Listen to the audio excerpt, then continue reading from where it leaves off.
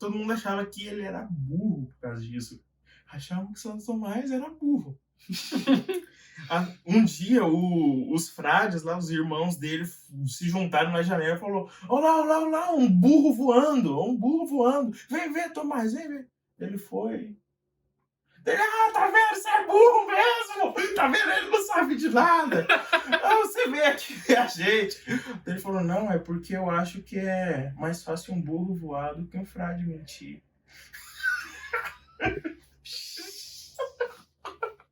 Eita, cuzão.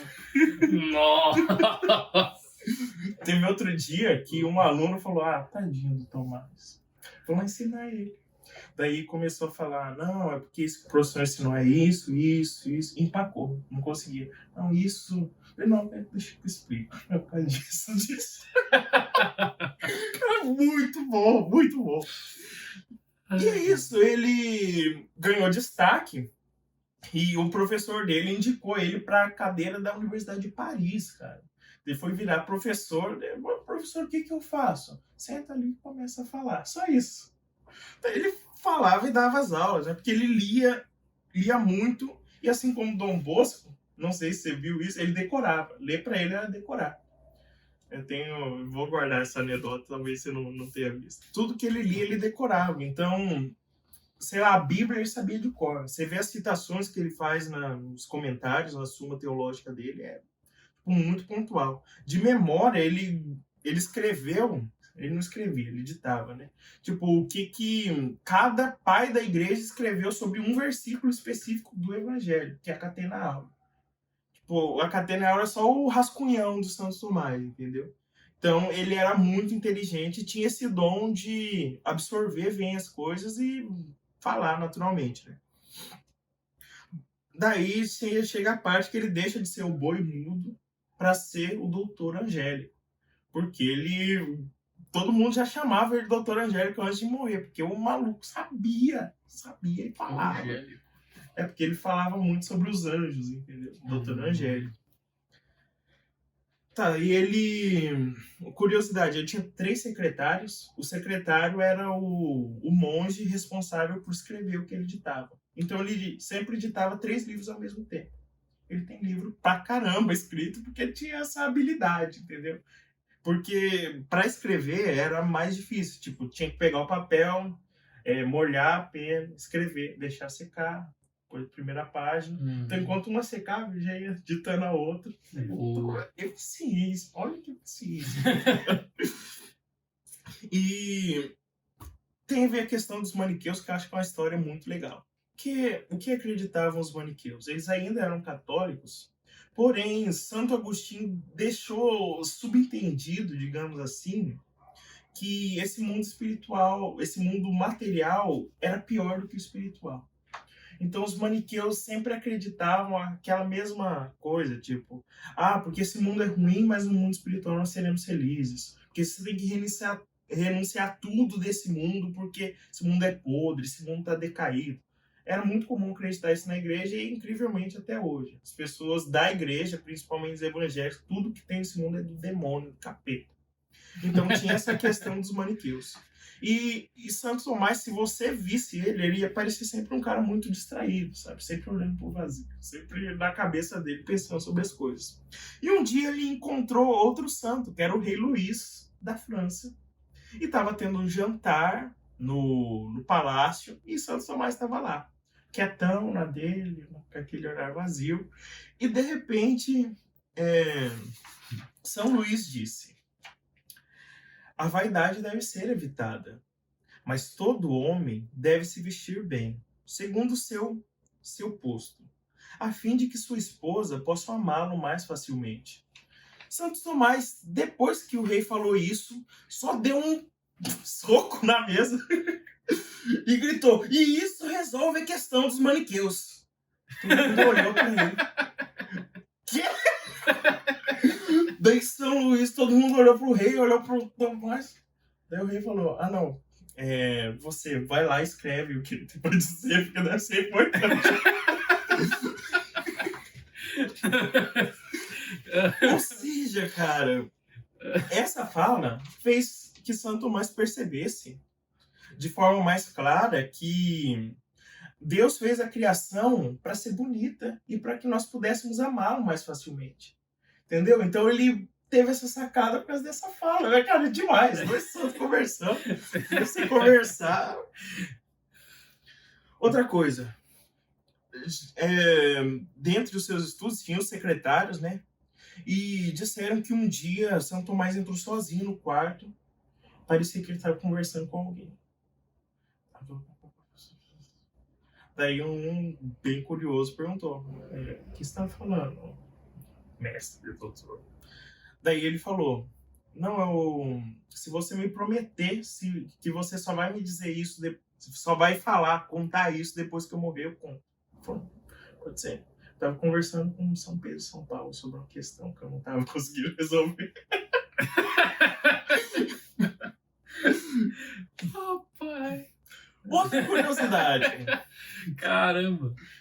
A festa de Corpus Christi foi instituída na época de Santo Tomás. Antes não existia, porém começou a acontecer alguns milagres eucarísticos na Europa e uma irmã começou a difundir, pedir para o Papa. E o Papa falou, beleza, vamos instituir a festa do Corpus Christi. E daí ele chamou um monte de doutores, né, professores, para fazer um concurso de um hino para a Sagrada Eucaristia. Daí todo mundo escreveu. São Boaventura estava lá, se não me engano, também. E deu, só que o Papa leu primeiro de Santo Tomás. Tão sublime. Ele escreveu tão sublime. Sacramento. É bem maior, né? Tão sublime essa última parte. Só que assim que todo mundo ouviu a letra, todo mundo rasgou. Não. Escrevi, foi nada. Legal. É muito bom. Legal. E tava tendo um concílio em Lyon, concílio da igreja, igual sempre tem, né? E o Papa também chamou ele. Não tava muito afim de ir já, né? Já tava com a carreira estabelecida, né? Mas por obediência ele tava indo. Só que daí caiu um galho na cabeça dele. Ele começou a ficar doente e... Galho que a cabeça dele ficou doente. Ele já não tava... Já tinha vivido um monte de aventura, né? Ele não tava muito bem. Daí levaram ele para um mosteiro e lá ele morreu. Uma galhada. Só porque não queria no rolê, Deus levou ele pra casa. Tá, amiga. Sobre a morte dele, fala que um padre foi confessá-lo, né? E quando saiu da sala onde ele estava deitado, falou, nossa, acabei de ouvir a confissão de uma criança. Teve isso. E ele falou, tipo, nos últimos momentos dele também, que tudo que ele escreveu era nada. Ou seja, ele viu que... E ele fez a prece também. Ele ficou pedindo para Deus que ele fosse logo. Teve a última pregação dele que fala que ele chorou horrores, sabe? Ele lacrimejou, teve muito choro. Dom das lágrimas que ele fala. Porque ele estava realmente sentindo que estava no momento. Já deu para ele, né? Já descobriu coisa demais. E por isso ele falou que tudo que ele escreveu era nada comparado ao que tem no céu. Que massa. Repercussão, ele só revolucionou a teologia da igreja. Só isso. Existe a teologia antes e depois de Santo Tomás. E principalmente na parte moral. Porque sempre que eu vou ensinar, por exemplo, para as crianças virtudes, vícios, isso não pode por causa disso, você tem que guiar pela sua consciência, antes não existia. O que existia era só manual de isso é pecado, isso não é pecado, isso é pecado, isso não é pecado. Santo Tomás, na Suma Teológica ali, ele conseguiu compilar formas de você sozinho descobrir se algo é pecado ou não, tendo ferramentas, entendeu? Isso não existia antes. Além de conseguir explicar Deus com a razão, que era algo que achavam-se impossível na época. Então, parabéns, Santo Tomás, você foi demais. Bravo. Sou seu fã. Você tá ligado? Estamos aqui com os nossos Guaraná Antártica patrocinando o nosso rolê.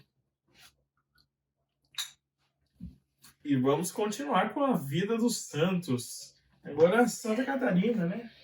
Só para ela mesmo, abre aí pra nós. Ixi, o contexto dela é esse. Complicado. Me ajuda se eu esqueci uma coisa, porque ela foi a última. Última não. Foi uma das que eu estudei mais meia coxa. Meia coxa. Existe isso? Eu li um livro dela. Ah, então fechou. E você manda pra mim, a Santa? Sim. Ué, Você não pegou, já sabia tanta coisa, tive que estudar Mas tudo. sabia de tudo.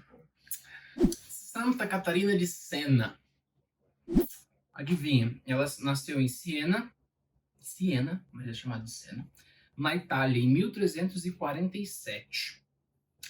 Ela tinha uma irmã gêmea, só que a irmã gêmea morreu quando eram crianças.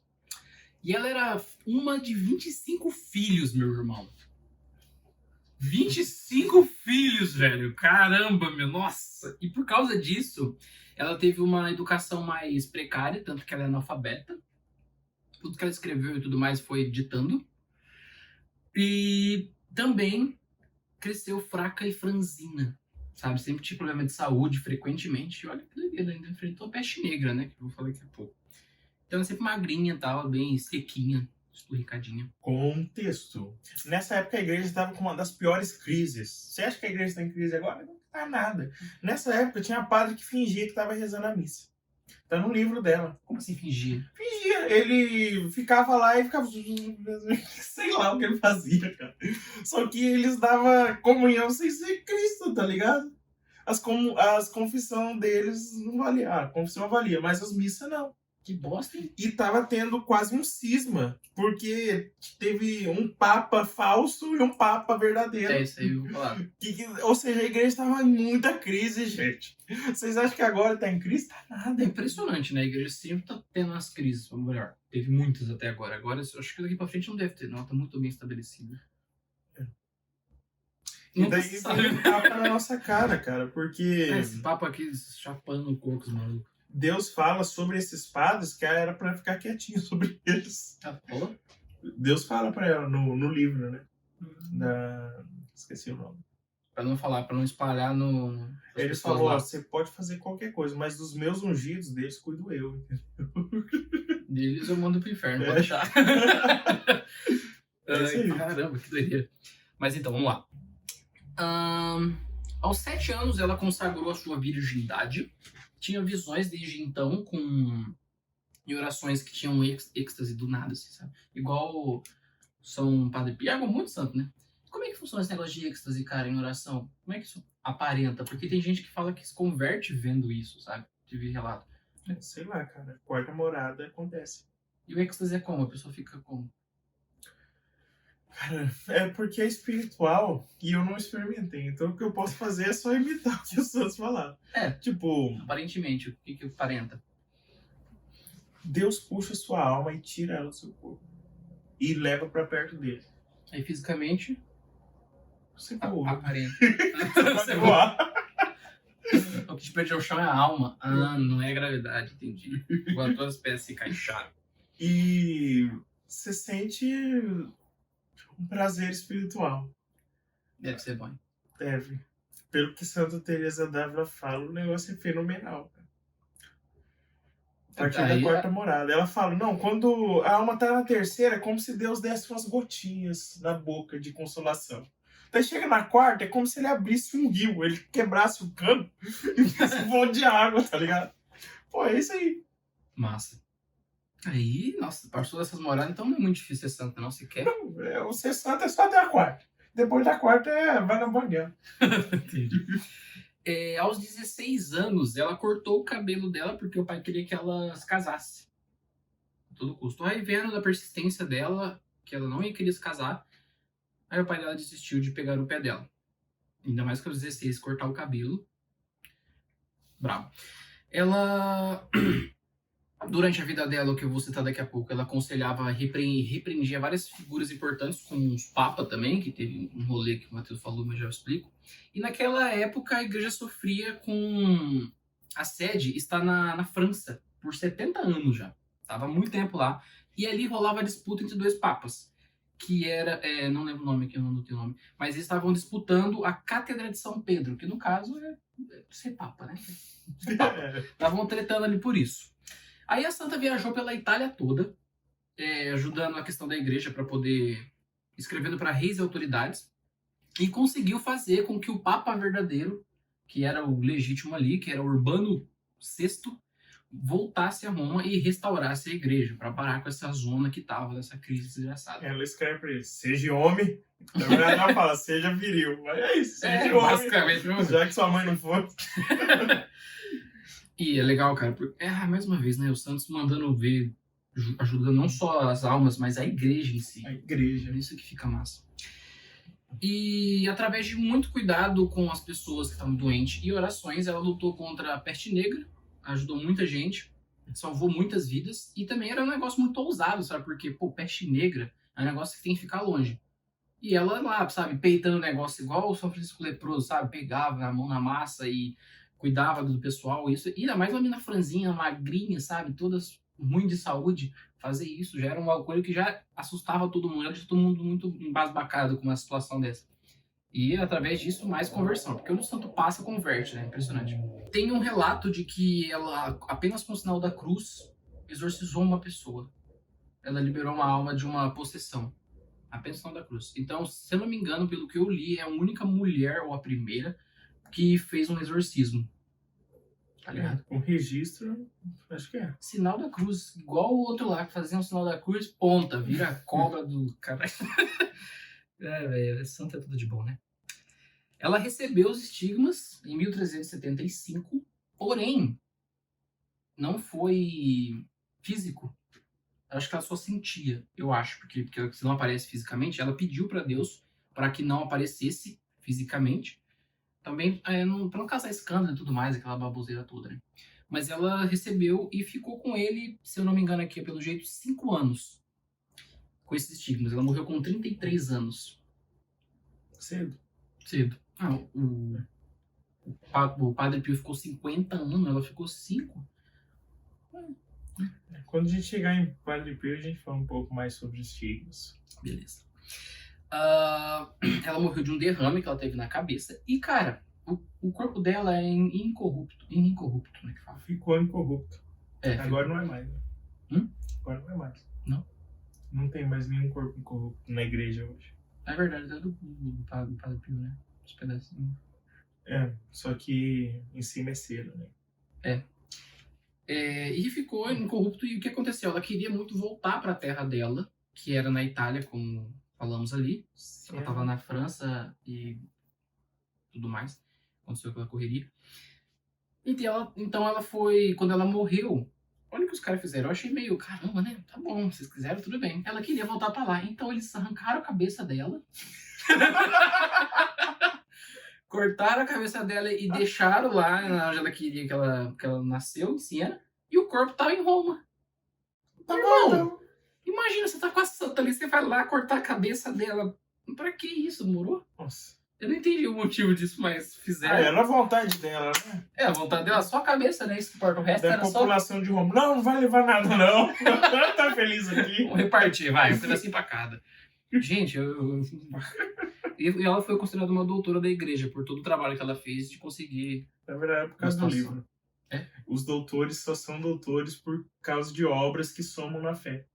Daí é o livro Diálogo, lembra? É o que você leu? É o que eu tenho, o Diálogo. Massa. Muito Então bom. você tem que emprestar pra mim, não é mesmo? Com certeza. Quantas páginas? Umas 200, se eu não me engano. Só que tem uma parte que é mais pra época. Não vai entender muito. Não vai servir muito, entendeu? Mas o início é bem espiritual mesmo. Ela fala sobre escadas e Jesus. Escadas. É que Jesus é a escada onde os anjos vão subir e descer. Ok. E aqui tem 4 frases que eu separei dela. Essa eu achei mais simples em relação ao Santo Antão, que o Santo Antão eu achei bem lacrante. Poxa, faz sentido mesmo. Amor segue o conhecimento. Ok? O coração humano é atraído pelo amor. Deus está mais disposto a perdoar do que nós a pecar. Esse aqui é brabo, hein? Porque, pô, o quanto eu tô disposto a pecar é impressionante. E Deus está disposto a perdoar infinitamente. Mas... a última frase. Não se contente com coisas pequenas, porque Deus quer coisas grandes. Ser como é que é? Você falou aquela palavra? Ser Magnânimo. Magnânimo, isso mesmo. Olha como ela foi magnânima. Franzina, sem estudo, Fez o Papa lutar. Virou uma com- doutora. Putz. Tô nem aí pra O Lula você. vira presidente, ela virou doutora da igreja. Tô nem aí. Então vamos para Santa Teresa de Ávila. Dávila. Dávila. Bom, Santa Teresa d'Ávila está na Idade Moderna. Ou seja, a Idade Média acabou, os estados, os governos começam a surgir da forma que a gente conhece mais ou menos hoje, e junto com eles vem a maledita Reforma Protestante. Puxa, esse momento, hein? Exatamente. Então tem muita coisa acontecendo no mundo. O Brasil foi descoberto, o resto da América também, o caminho das Índias. Nossa. E o Lutero fez a baguncinha dele lá. Então, além disso, tá tendo então a Reforma Protestante. E também a Espanha é esse país forte, digamos assim, onde o rei pode nomear bispos e que tem uma inquisição sangrenta e irracional, que é a Inquisição Espanhola. Que tem nada a ver com a igreja. Tem a ver porque o Estado controlava a igreja. Então, Daí mas deu nada a ver merda. com a A igreja. Roma. Com Roma Com não Roma. tem. É. Era putaria de intrometido. De rei querendo Fazer dominar a ideia. galera. Então tudo estava acontecendo. E uma coisa interessante é que outros dois grandes santos surgiram na mesma época de Lutero. Era Deus falando, fica de boa. Que Mas é se controla, piá. Santo Inácio. De Santo Loyola. Inácio de Loyola foi o homem que formou os jesuítas que veio pregar para o Brasil e para o mundo, né? Onde vai estudar a história moderna jesuíta em todo lugar. Vai chegar primeiro que o Chupeta lá. Deixa eu ver. O Chupeta que separou a igreja. É. Vamos disseminar o catolicismo antes que esse merda fale alguma Mas coisa. você parar que na Europa, a América inteira vai converter. E Santo Inácio, o Santo Inácio São Felipe Neri também, que foi ali na região de Roma para alegrar. É, a mesma época, os três viveram na mesma época. Então temos essa efervescência de grandes santos. Não é santinho, não é santão. Tem também o... Esqueci o nome dele, mas tem outro ali na Espanha também, São Pedro de Alcântara. Tinha muito santo surgindo naquela época. Porque o pau tava quebrando, né? Tava acontecendo muita coisa mesmo. Então vamos lá. Desde cedo ela foi chamada por Deus para construir mosteiros. Ela brincava de construir mosteiros quando era criança, cara. Pra você ter ideia. É? Uhum. Ela? Mano. Ela junto com, acho que o irmão, o primo dela, falava, vamos construir um mosteiro aqui, fazer outro aqui. E tem um fato interessante na vida dela, que na região da Espanha, principalmente, tinha muita cruzada ainda, porque estava tentando expulsar os árabes ali da Península Ibérica. E daí teve um dia que ela queria ir morrer lá, lutando contra os árabes, só que o pai dela não deixou. Não lascou. Quem quer construir mosteiro? Daí ela entrou num convento, né, das Carmelitas, que é de Nossa Senhora do Carmo, Braba. escapulário. Amém. E era uma bagunça, cara. Uma bagunça mesmo. Tipo, tinha desigualdade social dentro do Carmelo. Então tinham assim? as carmelitas que vinham de família rica, de pobre. Uma bagunça, cara. Uma zoeirinha. E ela foi encarregada por Deus de reformar e criar mosteiros. Ou seja, a brincadeira de criança dela se tornou verdade como adulta. E ela era uma santa especial porque ela também era mística, tinha visões, brilhava no escuro, flutuava. Então, todos esses dons parapsicológicos aconteciam com ela e espirituais também. Ela via a alma de pessoas em pecado mortal. Ela disse no livro dela que viu um padre rezando a missa em pecado mortal e que tinha um demônio, tipo, abraçando ele assim, enquanto ele segurava Jesus. Então ela via esse tipo de coisa. E uma pergunta, o padre pode celebrar missa em pecado mortal? deve. Tá de boa.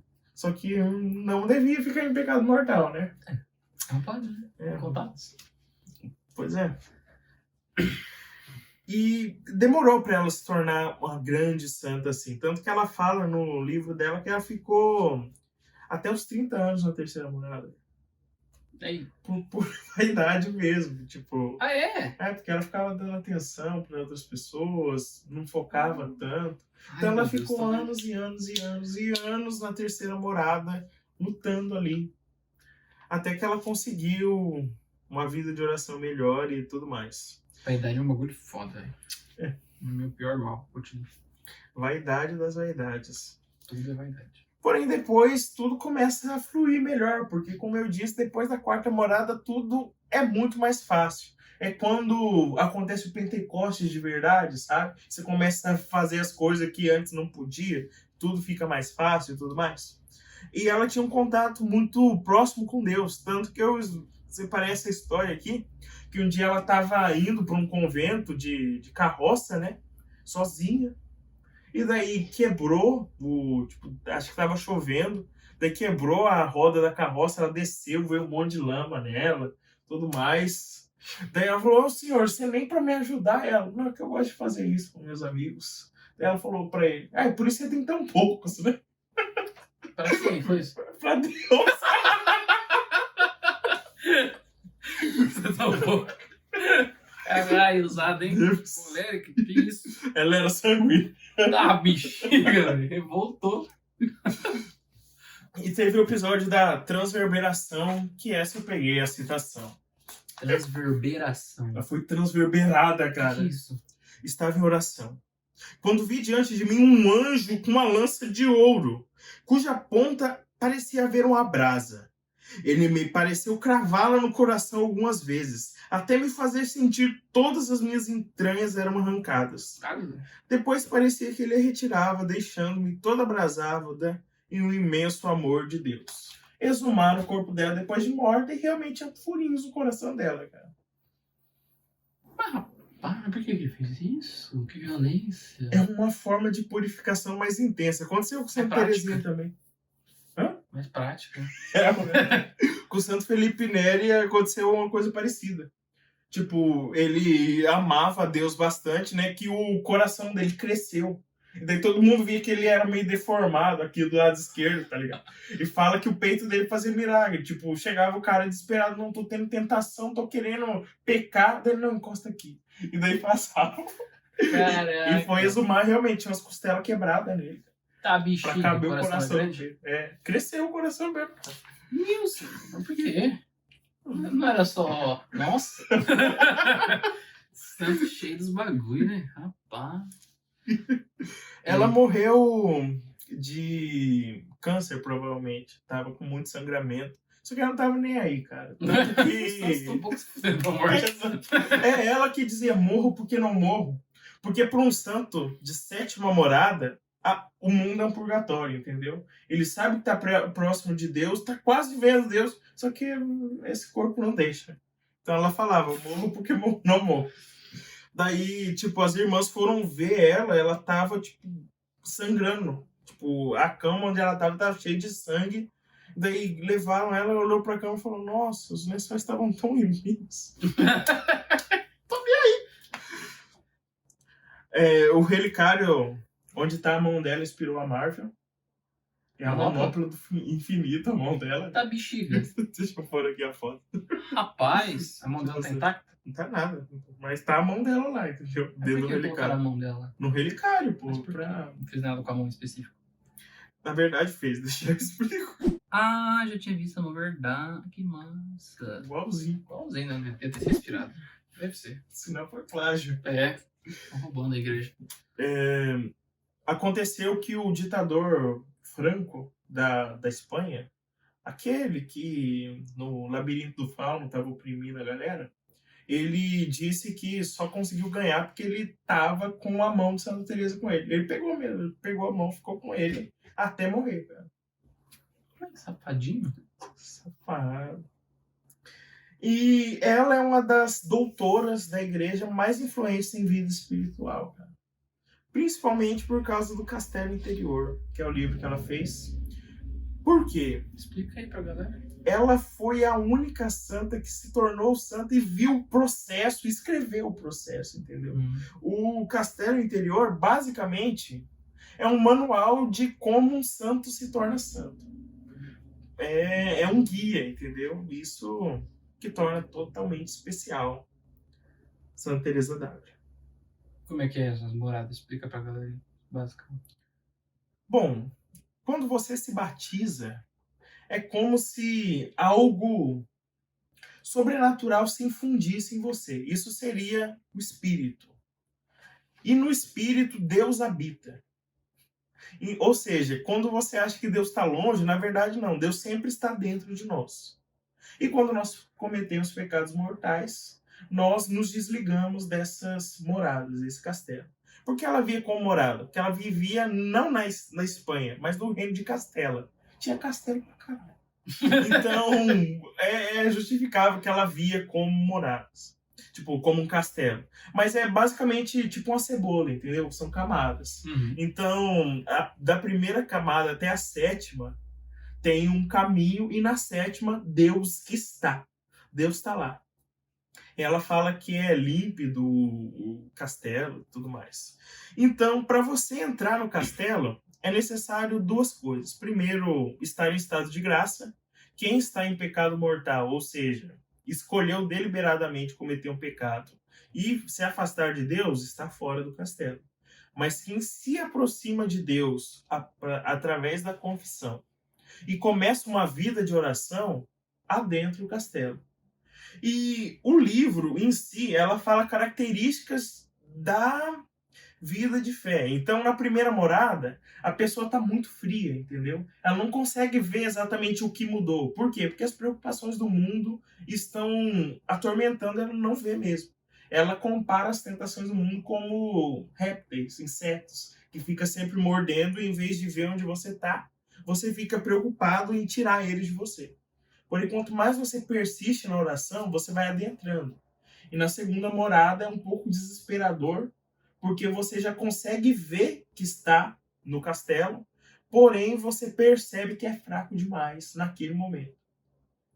E na terceira, você aprofunda maior sua fé, você deixa de querer cometer os pecados veniais daí, porque você sabe que eles te afastam de Deus, e vai se dedicando a um serviço na comunidade, sei lá, no trabalho, na sua família, que vai te aproximar mais de Deus, até que chega um momento que Deus, através da oração, você se torna tão íntimo dele e resiste tanto a esse mundo, que ele te convida para a quarta morada, que já é uma vida de santidade, onde você tem uma oração mais forte, digamos assim, uma oração mais consoladora, e daí sua alegria. A partir da 4, nem sei se dá vontade, vale a pena continuar.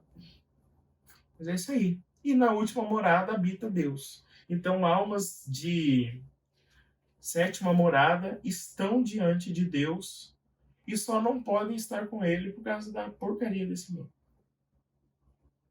É isso aí. Brabo. Falar de Santa Teresinha? Sim, vou falar dos pais dela primeiro. São Luís e Santa Zélia, eu acho que é o primeiro casal, né, que foi feito assim, tipo... Não é o primeiro, mas mais conhecido. Porque os casais, principalmente lá dos primeiros séculos, eles casavam, tinham filhos, depois cada um ia pro convento. Isso que eles faziam. Foi o que aconteceu aqui, mas vamos lá. Não, É. eles não foram para um convento. Não, os filhos. Não, mas os casais iam nos conventos, entendeu? Eles se largavam, entendeu? Ué? Exatamente. Tá bom. Ok, se passa na França, em 1823. Eu não sei se foi quando se conheceram ou quando nasceram, mas é por lá. E só um detalhe que eu achei bem interessante, que a festa deles, do santo São Luís e Santa Zélia, é na data do casamento deles, do aniversário de casamento deles, que é comemorado, bem fofo. Ambos tinham o desejo de viver uma vida religiosa, de cada um para um mosteiro, sei lá, se clausurar e castidade total. Porém, Deus tinha outras ideias e foi assim. Foram expulsos, basicamente. São Luís, ele era filho de militar, era uma família rica, ele tinha bastante bens, e já Santa Zélia já era uma família bem mais necessitada. Por quê? Porque a mãe dela tinha um temperamento muito revoltada, sabe? E toda hora que ela ia tentar algum negócio, era estragado por causa do temperamento da mãe dela. Então ela teve que se virar na raça. São Luís, ele abriu uma relojoaria, mexia com isso.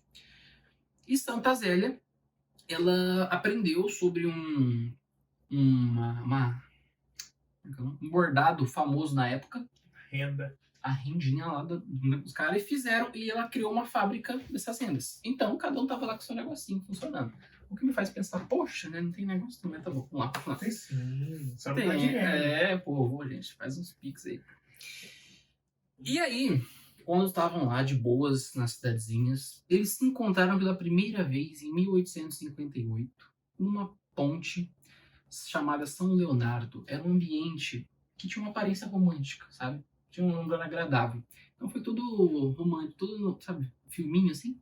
Se encontraram e no momento que eles se viram assim, eles sentiram que era pra ser o negócio, entendeu? Tipo, uma primeira vista. E o que ela cita numa das cartas, que ela escreveu bastante cartas, Santa Zélia, o São Luís, ele tinha uma aparência de um jovem de nobre fisionomia, semblante reservado e modos dignos. Então, foi, apaixonou, fechou, vai ser ele. Nobre fisionomia. Tá Gostoso. cheio. Malhado, brincado. Eles se conheceram, olha que bonito, ó. Se conheceram em abril e se casaram em julho, né, mano? Foi 3 meses de namoro. Opa! É. Foi 3 meses de noivado. É? Aí, ó. E que pena, né? Porque eu pensei, poxa, né? Bem que eu poderia fazer isso, mas como que eu faço isso, né? Eles tinham empresa, então tava de boa, era só casar mesmo, não tinha muita preocupação financeira. Principalmente por causa do cara, né? Que tinha uma família burguês. Eles tiveram 9 filhos, só que morreram 4. Não sei se eram crianças ou acho que na gravidez, né? Não. 2 meninos morreram bebês e a Helena morreu com uns 3, 4 anos. Não sei qual é o quarto, não.